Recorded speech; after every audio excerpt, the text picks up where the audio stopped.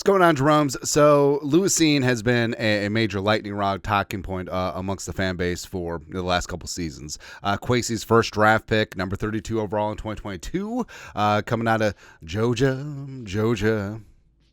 Sack and jumping Joe Burrow. Looks good, man. But, of course, the Vikings trading out from 12, passing up Kyle Hamilton, and blah, blah, blah, blah, blah, blah, blah. All that stuff. And, Cine... he's looking to stack up bodies, like he said before the start of his rookie season, and he was seen as the potential heir apparent to Harrison Smith.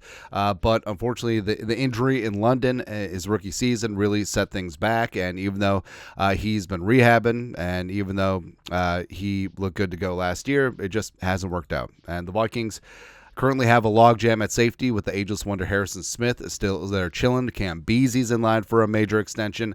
Josh Metellus is probably the most versatile defensive piece in the league.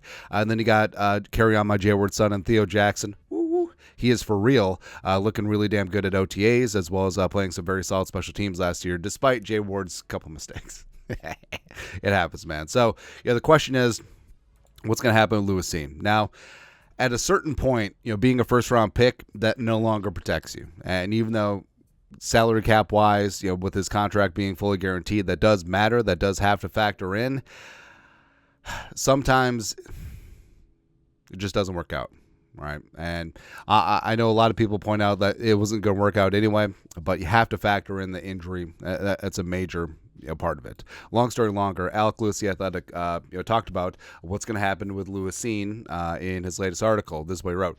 I mentioned Cine in the first response. Why not dig deeper? His rookie contract goes through 2025. Cut him now, and the Vikings will be on the hook for around about $7 million to dead money. Wait to cut him after the season, and Minnesota will still have to absorb around $3.5 million to dead money. Cine is at best a sixth safety on the depth chart.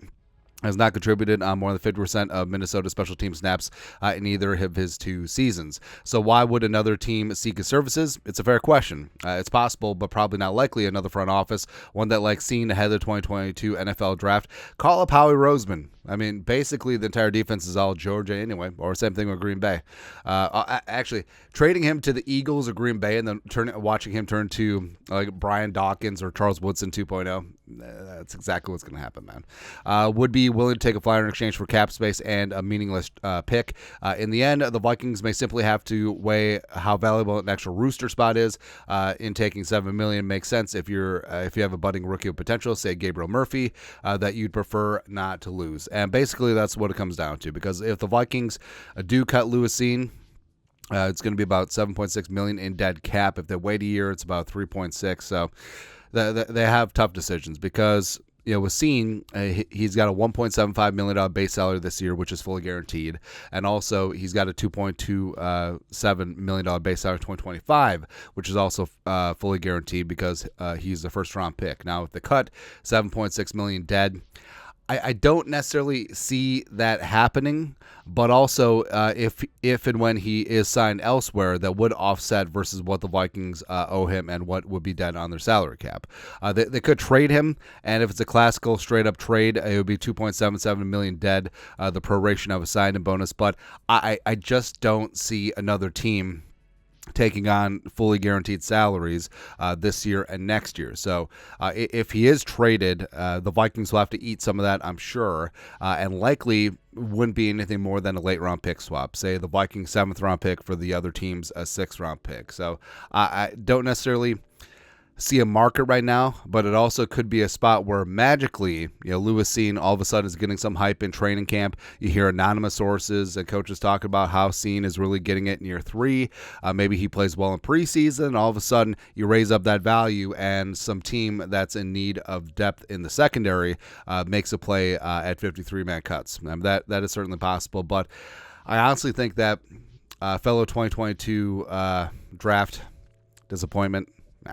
Cornerback Andrew Booth Jr. would have some more value in trade. Maybe Ed Ingram if he doesn't win one of the starting guard spots with Reisner and Blake Brandel, although I would prefer to hang on to him for depth. But I don't know. But like I said, just because you're a first-round pick and just because you have some guaranteed money, it shouldn't push Lewis Cine ahead of Jay Ward or Theo Jackson or Harrison or Beasley or Metellus, especially when they're playing better. So we'll see what happens. I think ultimately what it'll come down to Like Alec Lewis said, it'll come down to if the Vikings want to keep a player with some potential, whether that's Gabe Murphy, whether that's Andre Carter II, whether that's Levi Drake Rodriguez, whether that's Dwight McLaughlin, whoever. Roster spots are valuable, but is it $7 million valuable?